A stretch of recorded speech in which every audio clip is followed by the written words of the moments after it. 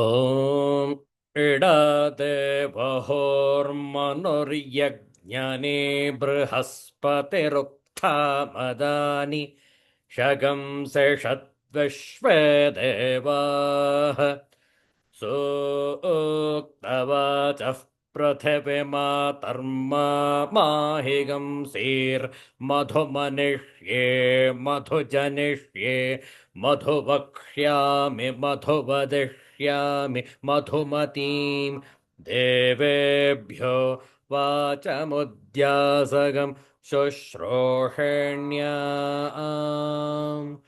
मनुष्येभ्यस्तं मा देव अवन्तु शोभायै पितरो नुमदन्तु। ॐ शान्तिः शान्तिः शान्तिः। हरिः ॐ श्रीगुरुभ्यो नमः। हरिः ॐ।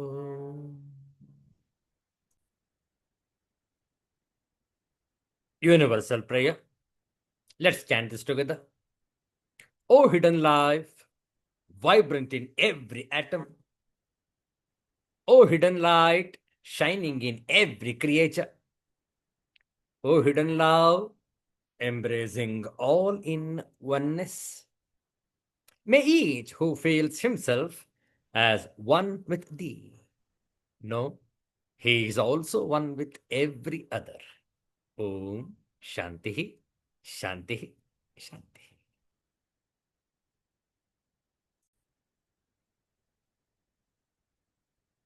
ಇಂದು ಆದಿತ್ಯವಾಸರ ಆಗಸ್ಟ್ ತಿಂಗಳ 24ನೇ ತಾರೀಕು 2025ನೇ ಇಸವಿ. ಭಾದ್ರಪದ ಮಾಸ ಆರಂಭವಾಗಿದೆ. ಇಂದಿನಿಂದ ಭಾದ್ರಪದ ಶುದ್ಧ ಪಾಡ್ಯ ಇಂದು. ಈ ಒಂದು ಭಾದ್ರಪದ ಮಾಸದ ಶುದ್ಧ ಪಕ್ಷ ತದಿಗೆ ಚೌತಿಯಂದು ವಿಶೇಷವಾಗಿ ಸ್ವರ್ಣಗೌರಿ ವ್ರತ ಹಾಗೂ ಶ್ರೀ ವರಸಿದ್ಧಿ ವಿನಾಯಕನ ವ್ರತ. ಈ ಶುದ್ಧ ಪಕ್ಷ ಕಳೆದ ನಂತರ 15 ದಿವಸದ ನಂತರ ಬರುವಂಥದ್ದೇ ಭಾದ್ರಪದ ಕೃಷ್ಣ ಪಕ್ಷ, ಪಿತೃಪಕ್ಷ. ಈ ಪಕ್ಷದಲ್ಲಿ ಯಾರ ತಂದೆ ತಾಯಿಗಳು ದೇಹವನ್ನು ಬಿಟ್ಟಿದ್ದಾರೆ ಅಂತಹವರಿಗೆ ತಿಲತರ್ಪಣವನ್ನು ಕೊಡುವಂಥದ್ದು ಆಯಾಯ ತಿಥಿಗಳ ಪ್ರಕಾರ. ಅಂತಹ ಶ್ರೇಷ್ಠವಾದಂತಹ ಮಾಸ ಭಾದ್ರಪದ ಮಾಸ. ಈ ಆದಿತ್ಯವಾಸರದಂದು ಶ್ರೀ ವಿಷ್ಣು ಸಹಸ್ರನಾಮದ ಮುಂದುವರಿದ 10 ಶ್ಲೋಕಗಳ ಪಾರಾಯಣ, 41ರಿಂದ 50ನೇ ಶ್ಲೋಕದವರೆಗೆ. ಪ್ರಾರಂಭದಲ್ಲಿ ಒಂದು ಧ್ಯಾನ ಶ್ಲೋಕ. ಶಾಂತಾಕಾರಂ ಭುಜಗಶಯನಂ ಪದ್ಮನಾಭಂ ಸುರೇಶಂ ವಿಶ್ವಾಧಾರಂ ಗಗನಸದೃಶಂ ಮೇಘವರ್ಣಂ ಶುಭಾಂಗಂ ಲಕ್ಷ್ಮೀಕಾಂತಂ ಕಮಲನಯನಂ ಯೋಗಿಭಿರ್ಧ್ಯಾನಗಮ್ಯಂ ವಂದೇ ವಿಷ್ಣುಂ ಭವಭಯಹರಂ ಸರ್ವಲೋಕೈಕನಾಥಂ. ಓಂ ನಮೋ ಭಗವತೆ ವಾಸುದೇವಾಯ.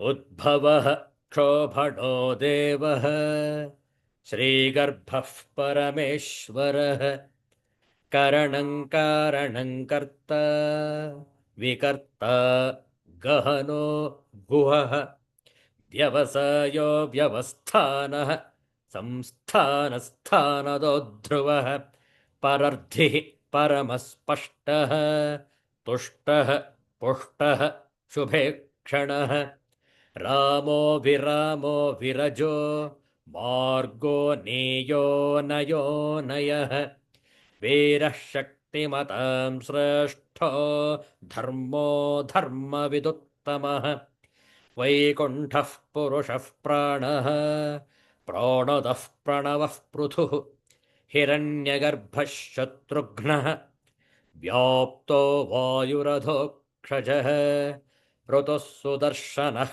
ಕಾಲಃ ಪರಮೇಷ್ಠೀ ಪರಿಗ್ರಹಃ ಉಗ್ರಃ ಸಂವತ್ಸರೋ ದಕ್ಷೋ ವಿಶ್ರಾಮೋ ವಿಶ್ವದಕ್ಷಿಣಃ विस्तारस्थावरस्थाणुः प्रमाणं बीजमव्ययम् अर्थोऽनर्थो महाकोशः महाभोगो महाधनः अनिर्विण्णस्थविष्ठो भूः धर्मयूपो महामखः नक्षत्रनेमिर्नक्षत्री क्षमः क्षामः समीहनः यज्ञ इज्यो महेज्यश्च क्रतुः सत्रं सताङ्गतिः सर्वदर्शी विमुक्तात्मा सर्वज्ञो ज्ञानमुत्तमम् सुव्रतः सुमुखः सूक्ष्मः सुघोषः सुखदः सुहृत् मनोहरो जितक्रोधो वीरबाहुर्विदारणः स्वापनः स्ववशो व्यापी नैकात्मा नैककर्मकृत् वत्सरो वत्सलो वत्सी रत्नगर्भो धनेश्वरः ॐ शान्तिः शान्तिः शान्तिः हरिः ॐ श्रीगुरुभ्यो नमः हरिः ॐ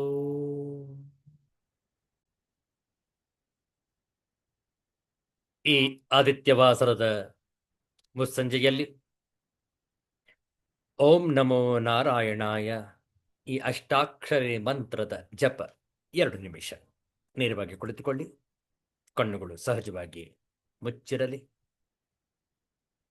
ದೇಹ ಸ್ಥಿರವಾಗಿರಲಿ, ಆದರೆ ಸಡಿಲವಾಗಿರಲಿ. ಉಸಿರಾಟವನ್ನು ಆದಷ್ಟು ನಿಧಾನವಾಗಿ ಸಾಗುತ್ತಿರುವಂತೆ ನೋಡಿಕೊಳ್ಳಿ.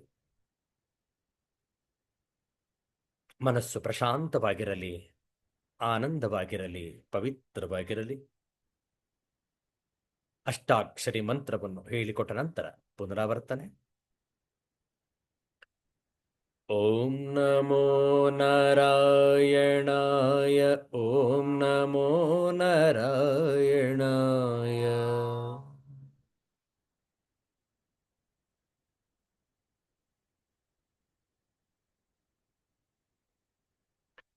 ಓಂ ನಮೋ ನಾರಾಯಣಾಯ,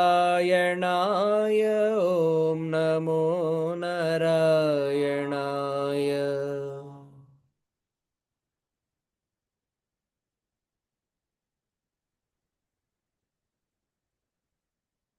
ಓಂ ನಮೋ ನಾರಾಯಣಾಯ, ಓಂ ನಮೋ ನಾರಾಯಣಾಯ.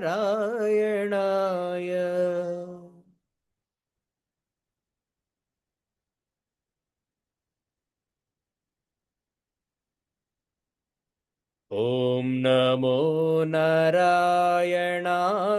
ಓಂ ನಮೋ ನಾರಾಯಣಾಯ.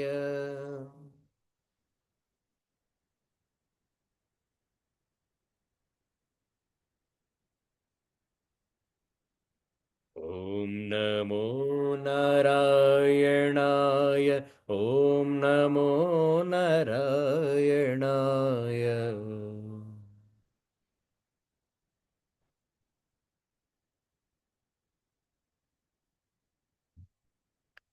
ಓಂ ನಮೋ ನಾರಾಯಣಾಯ, ಓಂ ನಮೋ ನಾರಾಯಣಾಯ.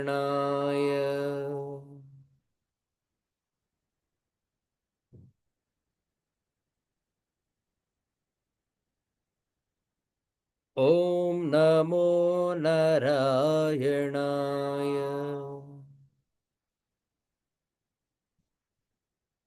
ಓಂ ನಮೋ ನಾರಾಯಣಾಯ.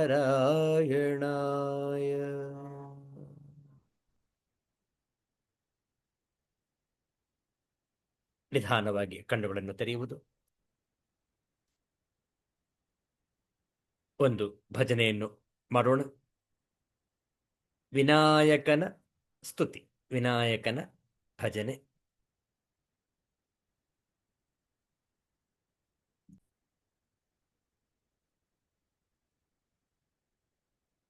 ವಕ್ರತುಂಡ ಮಹಾಕಾಯ ಕೋಟಿ ಸೂರ್ಯ ಸಮಪ್ರಭ निर्विघ्नं कुरु मे देव सर्वकार्येषु सर्वदा सर्वकार्येषु सर्वदा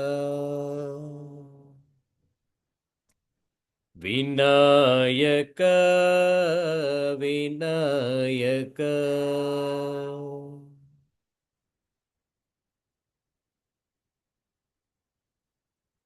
विनायक विनायक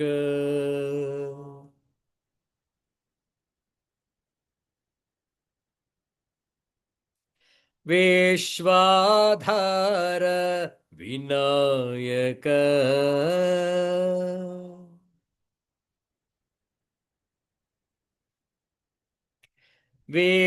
विश्वाधार विनायक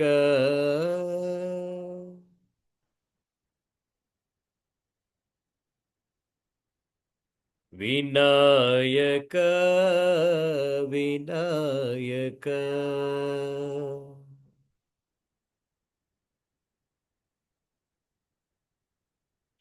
सिद्धिविनायक भवभयनाश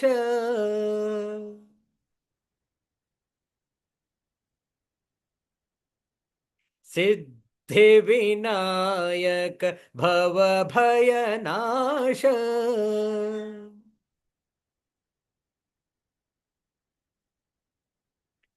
सुरमुनिवन्दित श्रीगणेश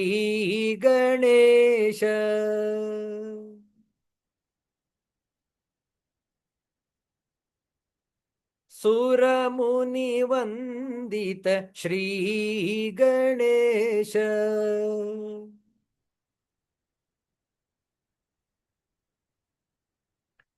गजानन गजानन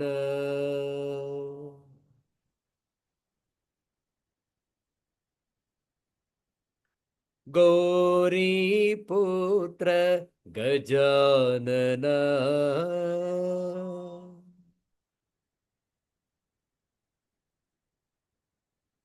गजानन गजानन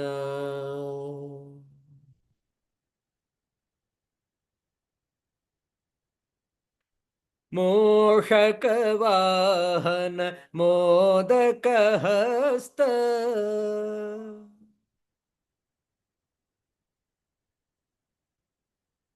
मूषकवाहन मोदकहस्त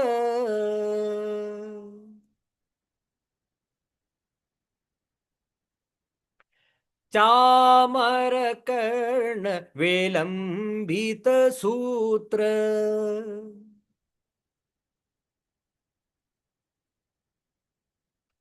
चामरकर्ण विलम्बित सूत्र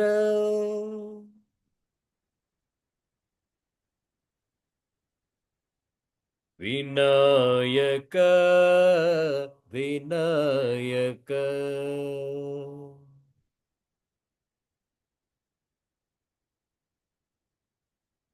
विश्वाधार विनायक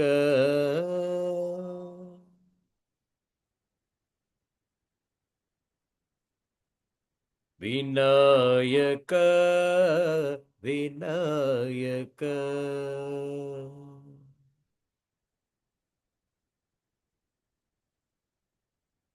विनायक विनायक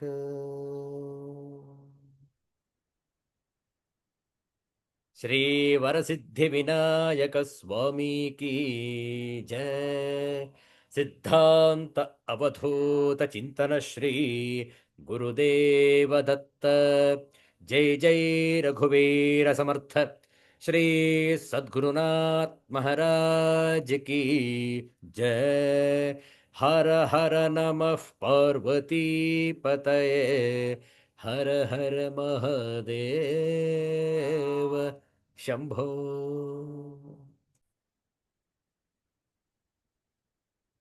ಶ್ರೀಮದ್ಭಗವದ್ಗೀತೆಯ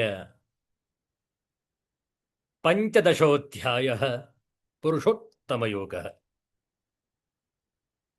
ವಿಚಾರವನ್ನು ಮುಂದುವರಿಸೋಣ. ಪ್ರಾರಂಭದಲ್ಲಿ ಕೆಲವು ಶ್ಲೋಕಗಳ ಪಾರಾಯಣ ನಾವು ಹೇಳಿಕೊಟ್ಟ ನಂತರ ತಾವು ಪುನರಾವರ್ತಿಸಬಹುದು.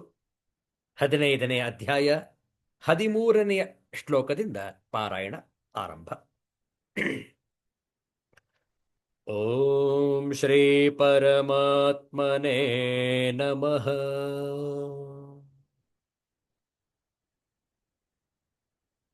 ಅಥ ಪಂಚದಶೋಧ್ಯಾಯಃ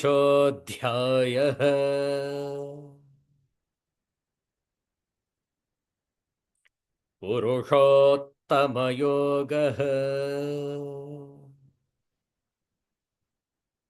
ಶ್ರೀಭಗವಾನುವಾಚ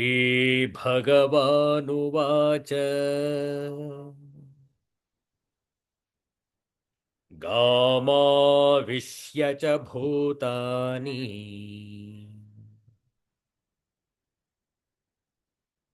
ಧಾರಯಾಮ್ಯಹಮೋಜಸಾ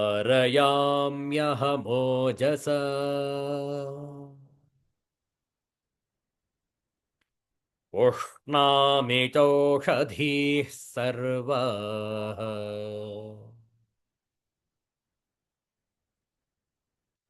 ಸೋಮೋ ಭೂತ್ವಾ ರಸಾತ್ಮಕಃ.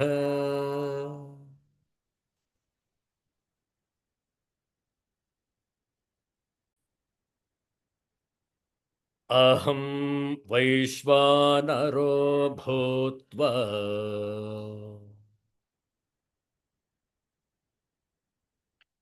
ಪ್ರಾಣಿನಾಂ ದೇಹಮಾಶ್ರಿತಃ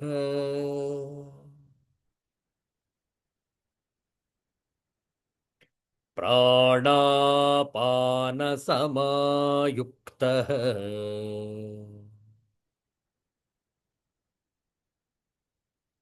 ಪಚಾಮ್ಯನ್ನಂ ಚತುರ್ವಿಧಂ.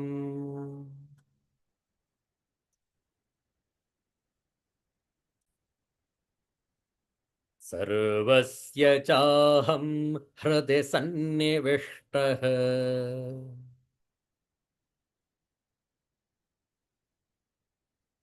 ಮತ್ತಃ ಸ್ಮೃತಿರ್ಜ್ಞಾನಮಪೋಹನಂಚ.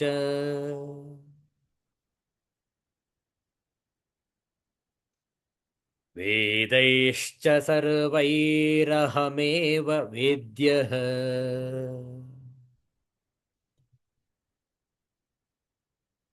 ವೇದಾಂತಕೃತ್ ವೇದವಿದೇವ ಚಾಹಂ.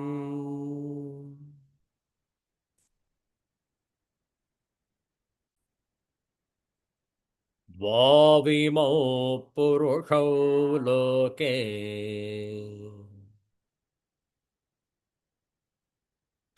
ಕ್ಷರಶ್ಚಾಕ್ಷರ ಏವ ಚ. ಕ್ಷರಃ ಸರ್ವಾಣಿ ಭೂತಾನಿ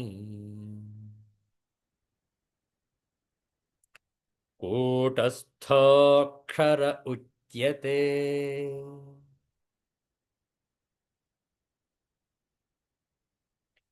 ಓಂ ಶಾಂತಿ ಶಾಂತಿ ಶಾಂತಿ. ಹರಿಃ ಓಂ. ಶ್ರೀ ಗುರುಭ್ಯೋ ನಮಃ. ಹರಿಃ ಓಂ. ಅಪರ ಪರ ಪ್ರಕೃತಿ, ಕ್ಷೇತ್ರ ಕ್ಷೇತ್ರಜ್ಞ, ಕ್ಷರ ಅಕ್ಷರ ಸಮಾನಾರ್ಥಕ ಶಬ್ದಗಳು. ಕ್ಷರ ಮತ್ತು ಅಕ್ಷರ ಈ ವ್ಯತ್ಯಾಸದ ವಿಚಾರವನ್ನು ಮುಂದುವರಿಸೋಣ. 16ನೆಯ ಶ್ಲೋಕದ ತಾತ್ಪರ್ಯ ನೋಡಿ. ಈ ಜಗತ್ತಿನಲ್ಲಿ ವಿನಾಶಿ ಮತ್ತು ಅವಿನಾಶಿ, ಕ್ಷರ ವಿನಾಶಿ, ಅಕ್ಷರ ಅವಿನಾಶಿ ಎಂದು 2 ಪ್ರಕಾರದ ಪುರುಷರಿದ್ದಾರೆ. ಅವರಲ್ಲಿ ಸಮಸ್ತ ಜೀವಿಗಳ ಶರೀರವೂ ನಾಶವಾಗುವಂತಹುದು ಮತ್ತು ಜೀವಾತ್ಮನು ಅವಿನಾಶಿ ಎಂದು ಹೇಳಲಾಗುತ್ತದೆ. ಕ್ಷರ ಮತ್ತು ಅಕ್ಷರಗಳನ್ನು ನೋಡುವಾಗ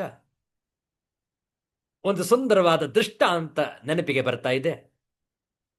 ಮುಂಡಕ ಉಪನಿಷತ್ತಿನ ಒಂದು ಸುಂದರವಾದ ದೃಷ್ಟಾಂತ. ಅಲ್ಲಿ ಸಾಂಕೇತಿಕವಾಗಿ ಹೇಳ್ತಾ ಇದ್ದಾರೆ, ಒಂದು ಮರ ಇದೆ, ಆ ಮರದಲ್ಲಿ 2 ಪಕ್ಷಿಗಳು ಕುಳಿತಿವೆ. ಆ 2 ಪಕ್ಷಿಗಳು ಒಂದೇ ವಯಸ್ಸಿನವು, ಎರಡೂ ಕೂಡ ಮಿತ್ರರು. 2 ಪಕ್ಷಿಗಳಿದೆ ಒಂದು ಮರದಲ್ಲಿ. ಒಂದು ಪಕ್ಷಿ ಏನು ಮಾಡ್ತಾ ಇದೆ, ಅದೇ ಮರದಲ್ಲಿರುವಂತಹ ಸಿಹಿ ಕಹಿ, ಸಿಹಿಯಾದಂತಹ ಹಣ್ಣು, ಕಹಿಯಾದಂತಹ ಕಾಯಿಗಳನ್ನು ತಿಂದು ಸುಖ ದುಃಖವನ್ನು ಅನುಭವಿಸ್ತಾ ಇದೆ ಒಂದು ಪಕ್ಷಿ. ಮತ್ತೊಂದು ಪಕ್ಷಿ ಯಾವುದೇ ಹಣ್ಣನ್ನು ತಿನ್ನದೆ, ಸಿಹಿಯಾಗಲಿ ಕಹಿಯಾಗಲಿ ಯಾವುದೇ ರೀತಿಯಾದಂತಹ ರುಚಿಯನ್ನು ನೋಡದೆ ತನ್ನ ಆತ್ಮಸ್ವರೂಪದಲ್ಲಿ ನೆಲೆ ನಿಂತಿದೆ. ಈ ರೀತಿಯಾಗಿ 2 ಪಕ್ಷಿಗಳ ದೃಷ್ಟಾಂತವನ್ನು ಕೊಡ್ತಾರೆ ಮುಂಡಕೋಪನಿಷತ್ತಿನಲ್ಲಿ. ಇದರ ತಾತ್ಪರ್ಯ ಏನು ಅಂತ ಹೇಳಿದ್ರೆ, ಒಂದೇ ಮರ ಅಂತಂದ್ರೆ ಒಂದೇ ಶರೀರ. ಈ ಶರೀರದಲ್ಲಿ ಈ ಮರದಲ್ಲಿ 2 ಪಕ್ಷಿಗಳಿವೆ, ಈ ಶರೀರದಲ್ಲಿ 2 ಪುರುಷರಿದ್ದಾರೆ. ಒಬ್ಬ ಪುರುಷ ಕ್ಷರ, ಇನ್ನೊಬ್ಬ ಪುರುಷ ಅಕ್ಷರ. ಒಬ್ಬ ಪುರುಷ ತನ್ನ ಇಂದ್ರಿಯಗಳ ವ್ಯಾಪಾರವನ್ನು ಮಾಡ್ತಾ ಇದ್ದಾನೆ ಹೊರಗಡೆಯ ಜಗತ್ತಿನಲ್ಲಿ. ಕಣ್ಣು, ಕಿವಿ, ಮೂಗು, ನಾಲಿಗೆ, ಚರ್ಮಗಳನ್ನು ಬಳಸಿಕೊಂಡು ಆ ಇಂದ್ರಿಯಗಳಿಂದ ಮನಸ್ಸಿನ ಮೂಲಕ ಹೊರಗಡೆಯ ವಿಷಯಗಳ ಭೋಗವನ್ನು ಮಾಡ್ತಾ ಇದ್ದಾನೆ. ಭೋಗದ ಜೀವನ ಈ ಕ್ಷರಪುರುಷನ ಲಕ್ಷಣ. ಭೋಗಿಸ್ತಾ ಇದ್ದಾನೆ. ಒಮ್ಮೊಮ್ಮೆ ಸುಖ ಸಿಗುತ್ತೆ, ಒಮ್ಮೊಮ್ಮೆ ದುಃಖದ ಅನುಭವ ಆಗುತ್ತೆ. ಅದೇ ಇಂದ್ರಿಯಗಳಿಂದ, ಅದೇ ವಿಷಯಗಳಿಂದ. ದ್ವಂದ್ವಮಯ ಅನುಭವಗಳು, ಹೌದಲ್ಲ? ಕೆಲವೊಮ್ಮೆ ಅತ್ಯಂತ ಸಂತೋಷವಾಗಿರುತ್ತೇವೆ, ಒಮ್ಮೊಮ್ಮೆ ಅತ್ಯಂತ ದುಃಖಭರಿತರಾಗಿರುತ್ತೇವೆ. ಇದು ಒಬ್ಬ ಪುರುಷನ ಲಕ್ಷಣ. ಇವನ ಹೆಸರು ಕ್ಷರ. ಇವನಿಗೆ ಆಯಸ್ಸಿದೆ, ಇವನಿಗೆ ಆದಿ ಅಂತ್ಯ ಇದೆ. ಇವನು ನಾಶವಾಗುವಂತಹವನು ಈ ಕ್ಷರ ಪುರುಷ. ಇಂದ್ರಿಯಗಳ ವ್ಯಾಪಾರ ಮಾಡುವವನು, ಭೋಗದ ಜೀವನವನ್ನು ನಡೆಸುವವನು. ಅದೇ ಶರೀರದಲ್ಲೇ ಮತ್ತೊಬ್ಬ ಪುರುಷನಿದ್ದಾನೆ, ಅವನ ಹೆಸರು ಅಕ್ಷರ. ಇವನು ಯಾವ ಭೋಗದ ಜೀವನವನ್ನು ನಡೆಸುವುದಿಲ್ಲ, ಇವನು ಯೋಗದ ಮಾರ್ಗವನ್ನು ಹಿಡಿದಿದ್ದಾನೆ. ಯಾವುದೇ ದ್ವಂದ್ವಕ್ಕೂ ಸಿಲುಕಿಕೊಳ್ಳುವುದಿಲ್ಲ, ಯಾವುದೇ ಗುಣದ ಕ್ರಿಯೆಗಳಿಲ್ಲ. ಎಲ್ಲ ಗುಣಗಳು ಶೂನ್ಯ. ತಮೋಗುಣ, ರಜೋಗುಣ, ಸತ್ವಗುಣ, ಇಂದ್ರಿಯ ವ್ಯಾಪಾರ ಇಲ್ಲವೇ ಇಲ್ಲ. ಮನಸ್ಸು ಸಂಪೂರ್ಣ ಲಯ. ಇವನ ಹೆಸರು ಅಕ್ಷರ ಪುರುಷ. ಇವನು ಇದೇ ಶರೀರದಲ್ಲೇ ಇದ್ದಾನೆ, ಬೇರೆ ಏನಿಲ್ಲ. ಇಲ್ಲೇ ಒಂದೇ ಮರದಲ್ಲಿ 2 ಪಕ್ಷಿಗಳಿವೆ. ದ್ವಾಸು ಪರ್ಣ ಸಯುಜ ಸಖಾಯ ಸಮಾನ ವೃಕ್ಷಂ ಪರಿಶಶ್ವಜಾತೆ ತಯೋರನ್ಯಂ ಪಿಪ್ಪಲಂ ಸ್ವಾದು ಅತ್ತಿ ಅನಶ್ನನನ್ಯೋ ಅಭಿಚಾಕಶೀತಿ. ಮುಂಡಕ ಉಪನಿಷತ್ತಿನ ವಾಕ್ಯಗಳು. ಶಾಸ್ತ್ರ ಹೇಳ್ತಾ ಇದೆ, ಇದೇ ಶರೀರದಲ್ಲಿ 2 ಪುರುಷರಿದ್ದಾರೆ. ಒಬ್ಬನು ನಾಶವಾಗುವಂಥವನು, ಮತ್ತೊಬ್ಬ ಕೂಟಸ್ಥ ಅಕ್ಷರ, ಅವಿನಾಶಿ, ನಾಶವಾಗದೇ ಇರುವವನು. ಇವನು ಶಾಶ್ವತ, ನಿತ್ಯ, ಶುದ್ಧ, ಬುದ್ಧ, ಮುಕ್ತ ಸ್ವರೂಪ ಈ ಅವಿನಾಶಿ ಪುರುಷನದು. ನೋಡಿ, ಕಠೋಪನಿಷತ್ತು ಇದನ್ನು ಮತ್ತೊಂದು ಆಯಾಮದಲ್ಲಿ ವಿವರಿಸ್ತಾರೆ. ಶ್ರೇಯಶ್ಚ ಪ್ರೇಯಶ್ಚ. ಶ್ರೇಯಸ್ ಅವಿನಾಶಿ ಪುರುಷನ ಲಕ್ಷಣ. ಪ್ರೇಯ ಕ್ಷರ ಪುರುಷನ ಲಕ್ಷಣ. ಪ್ರೇಯಸ್ pleasant living. He who aspires and he who seeks pleasure living, not pleasant living. Shreyah, pleasant living. Preyah, pleasure living for pleasures, living to derive happiness from the sense organs. Kshara Purusha. Akshara Purusha. He never uses any sense organs. His is Yoga Marga, without the touch of any sense organs. He never contaminates his self. He is Avinashi Purusha. He who contaminates the self is only due to his transaction in the world through the sense organs. He is called Kshara Purusha. He has an end, but Akshara Purusha stays forever. No beginning, no end. See the difference? Let's see in detail in Hindi. A very beautifully explained the 16th श्लोक. जैसा कि पहले बताया जा चुका है, भगवान ने अपने व्यासदेव अवतार, व्यास जी महर्षि व्यासदेव अवतार में ब्रह्म सूत्र का संकलन किया. भगवान ने यहां पर वेदांत सूत्र की विषय वस्तु का सार संक्षेप दिया है. उनका कहना है कि जीव जिनकी संख्या अनंत है, दो श्रेणियों में विभाजित किए जा सकते हैं, च्युत तथा अच्युत. च्युत क्षरः, अच्युतः अक्षरः. जीव भगवान के सनातन पृथकीकृत अंश, विभिन्न अंश है. जब उनका संसर्ग भौतिक जगत से होता है तो वे जीवभूत कहलाते हैं. यहां पर क्षरः सर्वाणि भूतानि पद प्रयुक्त हुआ है, जिसका अर्थ है कि जीव च्युत है. लेकिन जो जीव परमेश्वर से एकत्व स्थापित कर लेते हैं वे अच्युत कहलाते हैं. ಸಿ ನೋಡಿ ವ್ಯತ್ಯಾಸ ಎಷ್ಟು ಚೆನ್ನಾಗಿದೆ. ಚ್ಯುತ अच्युत, क्षरः अक्षरः.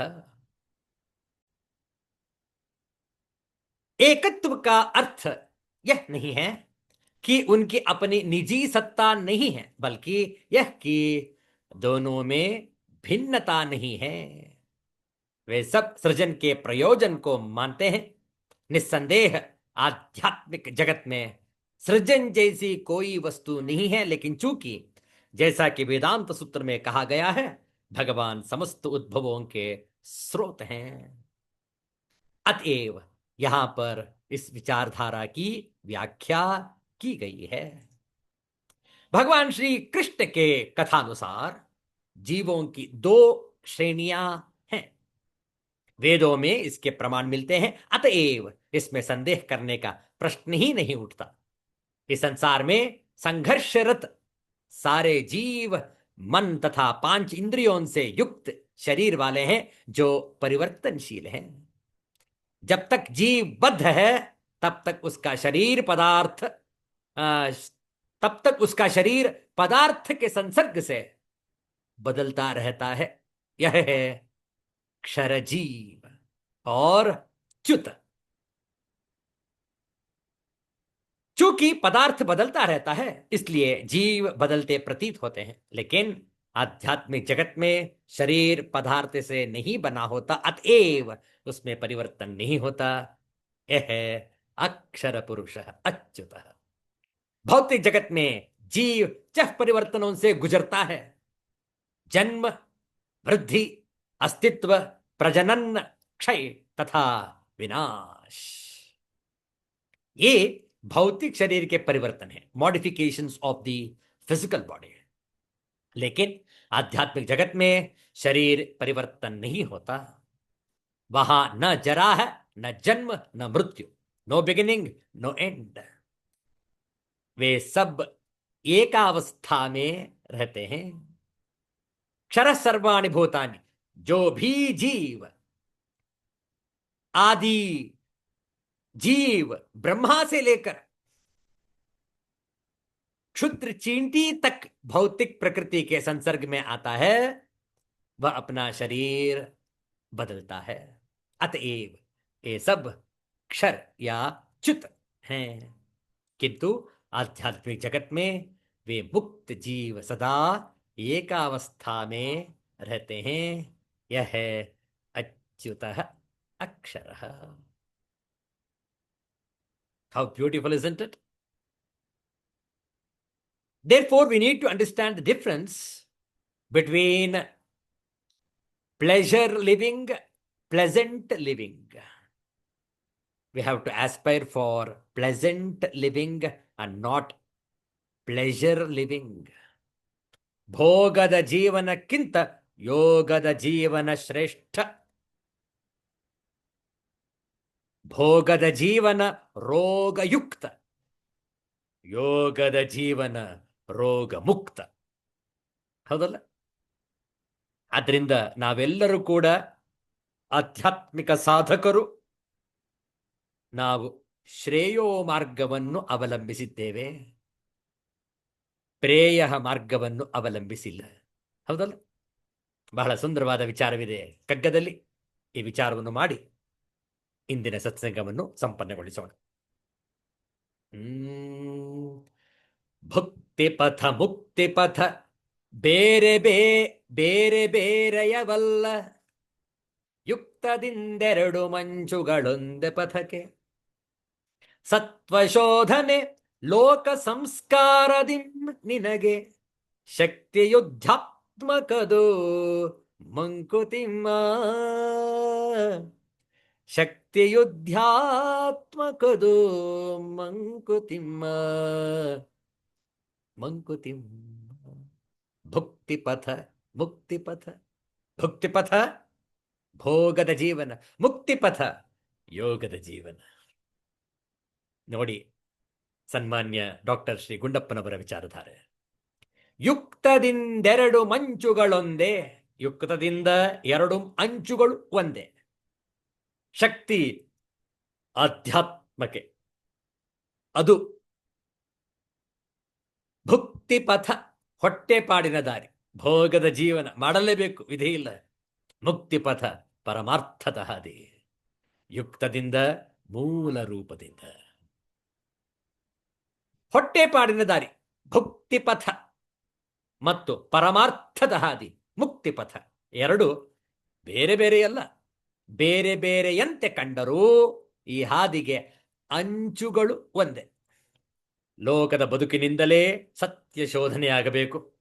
ಅಂತಹ ಪ್ರಯತ್ನದಿಂದ ನಮ್ಮ ಆಧ್ಯಾತ್ಮಿಕ ಬದುಕಿಗೆ ಶಕ್ತಿ ಹೆಚ್ಚಾಗುತ್ತದೆ ಎಂದು ಉಲ್ಲೇಖ ಮಾಡಿದ್ದಾರೆ ಮಾನ್ಯ ಗುಂಡಪ್ಪನವರು ಈ ಮುಕ್ತಕದಲ್ಲಿ. ಈ ಜಗತ್ತಿನಲ್ಲಿ ಅಸ್ತಿತ್ವಕ್ಕೆ ಹೋರಾಡುವುದು ಭಕ್ತಿ ಮಾರ್ಗ. ಅಸ್ತಿತ್ವಕ್ಕೆ ಅಂದ್ರೇನು? Living to exist. ಭಕ್ತಿ ಪಥವನ್ನು ಅನುಸರಿಸಲೇಬೇಕು. ಭಕ್ತಿ ಮಾರ್ಗ ಎಲ್ಲ ರೀತಿಯ ಬಂಧನಗಳಿಂದ ಬಿಡಿಸಿಕೊಂಡು ಎಲ್ಲವನ್ನು ತೊರೆಯುವುದು ಮುಕ್ತಿ ಮಾರ್ಗ. ಇವೆರಡು ಬೇರೆ ಬೇರೆಯಾಗಿ ಇರಲು ಸಾಧ್ಯವೇ ಇಲ್ಲ. ಏಕೆಂದರೆ ಒಂದಕ್ಕೊಂದು ಪೂರಕ ಮತ್ತು ಒಂದರೊಳಗೆ ಮತ್ತೊಂದು ಹಾಸು ಹೊಕ್ಕಿದೆ. ಬದುಕಿನ ದಾರಿಯಲ್ಲಿ ಪಾರಮಾರ್ಥದ ಗುರಿ ಇದ್ದರೆ ಲೌಕಿಕದ ಹಾದಿಯೂ ಸುಗಮವಾಗಿರುತ್ತದೆ. ಬಾಳಿನ ಬವಣೆಗಳ ನಡುವೆ ಊರ್ಧ್ವಮುಖವಾದ ಚಿಂತನೆ ಇದ್ದರೆ ಆ ಬವಣೆಗಳ ತೀವ್ರತೆಯು ಕಡಿಮೆಯಾಗಿ ಅವುಗಳಿಂದ ಬಿಡಿಸಿಕೊಳ್ಳುವ ಪ್ರಯತ್ನವು ನಡೆಯುತ್ತದೆ. ಹಾಗಾಗಿ ಭಕ್ತಿಯ ಮಾರ್ಗದಲ್ಲೇ ಮುಕ್ತಿಯನ್ನು ಕಂಡುಕೊಳ್ಳುವ ಪ್ರಯತ್ನವನ್ನು ಮಾಡಬೇಕು. ನಾವು ಕಾಣುವುದೇನೆಂದರೆ, ಲೌಕಿಕದ ಅಂಟನ್ನು ಬಿಡಿಸಿಕೊಳ್ಳದ ಹೊರತು ಪಾರಮಾರ್ಥದ ಹಾದಿ ತುಳಿಯಲಾಗುವುದಿಲ್ಲ ಎನ್ನುವ ಅಭಿಮತ. ಅಷ್ಟೇ ಅಲ್ಲ, ಪಾರಮಾರ್ಥದ ಹಾದಿ ತುಳಿದರೆ ಲೌಕಿಕ ಬದುಕು ಹಾಳಾಗುತ್ತದಲ್ಲ ಎನ್ನುವ ಭಯ. ಆದರೆ ಮಾನ್ಯ ಗುಂಡಪ್ಪನವರು ಹೇಳುವ ಹಾಗೆ ಲೌಕಿಕ ಮತ್ತು ಪಾರಮಾರ್ಥದ ಹಾದಿಯಲ್ಲಿ ಸಮನಾಗಿ ತೂಗಿಸಿಕೊಂಡು ಹೋದರೆ ಸಮತೋಲನವನ್ನು ಕಾಪಾಡಿಕೊಂಡರೆ ಬದುಕಿನಲ್ಲಿ ಆಗುವ ಅನುಭವದಿಂದ ಮನಸ್ಸು ಬುದ್ಧಿಗಳು ಸಂಸ್ಕರಣಗೊಂಡು ಸತ್ಯದ ಅರಿವಾಗುತ್ತದೆ. ಸತ್ಯದ ಅರಿವಾದರೆ ಪರತತ್ವದ ಹಾದಿಯಲ್ಲಿನ ನಮ್ಮ ನಡಿಗೆ ಸುಲಭವಾಗುತ್ತದೆ. ಒಂದು ಊರಿಂದ ಮತ್ತೊಂದು ಊರಿಗೆ ಹೋಗಲು ಬಸ್ಸಿನಲ್ಲಿ ಪ್ರಯಾಣ ಮಾಡುವಾಗ ನಿರಂತರ ಪ್ರಯಾಣ ಮಾಡುವುದು ನಮ್ಮ ಗುರಿಯಾಗಿರುವುದಿಲ್ಲ. ನಮ್ಮ ಊರನ್ನು ಸೇರುವುದೇ ನಮ್ಮ ಗುರಿಯಾಗಿರುತ್ತದೆ ಮತ್ತು ಆಗಿರಬೇಕು. ಬಸ್ಸಿನ ಪ್ರಯಾಣ ಕೇವಲ ಸಾಧನವಷ್ಟೇ. ಹಾಗೆಯೇ ಲೌಕಿಕದ ಬದುಕಿನಿಂದಲೇ ನಾವು ಪಾರಮಾರ್ಥವನ್ನು ಸಾಧಿಸಬೇಕು. ಹಾಗಾದಾಗ ಮಾತ್ರ ಆಧ್ಯಾತ್ಮ ಸಾಧನೆಯು ಶಕ್ತಿಯುತವಾಗುತ್ತದೆ. ವಾಚಕರೇ, ಹೇಳುವುದು ಬಹಳ ಸುಲಭ. ಈ ಜಗತ್ತಿನ ಅಂಟನ್ನು ಬಿಡಿಸಿಕೊಂಡು ಪಾರಮಾರ್ಥವನ್ನು ಸಾಧಿಸುವುದು ಬಹಳ ಕಷ್ಟ ಮತ್ತು ಕ್ಲಿಷ್ಟ. ಆದರೆ ಸಂಕಲ್ಪ ಸದೃಢವಾಗಿ, ಗಟ್ಟಿಯಾಗಿ, ಶುದ್ಧ ಪ್ರಯತ್ನ ನಮ್ಮದಾದರೆ ಜನ್ಮ ಜನ್ಮಾಂತರದಲ್ಲಿ ಆತ್ಮ ಸಂಸ್ಕರಣಗೊಂಡು ನಾವು ಸೇರಬೇಕಾದ ಗಮ್ಯವನ್ನು ಖಂಡಿತ ಸೇರುವ ಸಾಧ್ಯತೆ ಇದೆ. ಪ್ರಯತ್ನ ಪಡಬೇಕು. ಆದ್ದರಿಂದ ಕ್ಷರ ಮತ್ತು ಅಕ್ಷರ ಇಬ್ಬರು ಪುರುಷರಿದ್ದಾರೆ. ಯಾವುದನ್ನು ಆಯ್ಕೆ ಮಾಡಿಕೊಳ್ಳಬೇಕು ಅದು ಪ್ರತಿಯೊಬ್ಬರ ವೈಯಕ್ತಿಕ ವಿಚಾರ. ಎಲ್ಲರೂ ಕೂಡ ಈ ಒಂದು ಸಮನ್ವಯವನ್ನು ಸಾಧಿಸಿ ಸಮತೋಲನವನ್ನು ಕಾಪಾಡಿಕೊಂಡು ಲೌಕಿಕ ಅಲೌಕಿಕ, ಪ್ರಾಪಂಚಿಕ ಪಾರಮಾರ್ಥಿಕ, ಕ್ಷರ ಅಕ್ಷರ, ಕ್ಷೇತ್ರ ಕ್ಷೇತ್ರಜ್ಞ, ಅಪರ ಪರ ಇವುಗಳನ್ನು ಅರ್ಥ ಮಾಡಿಕೊಂಡು ಸಾಧನೆಯನ್ನು ಮುಂದುವರಿಸೋಣ. ಉಳಿದ ವಿಚಾರಗಳನ್ನು ಮುಂದಿನ ವಾರ ಭೇಟಿಯಾದಾಗ ಮುಂದುವರಿಸೋಣ. ಶಾಂತಿ ಮಂತ್ರ.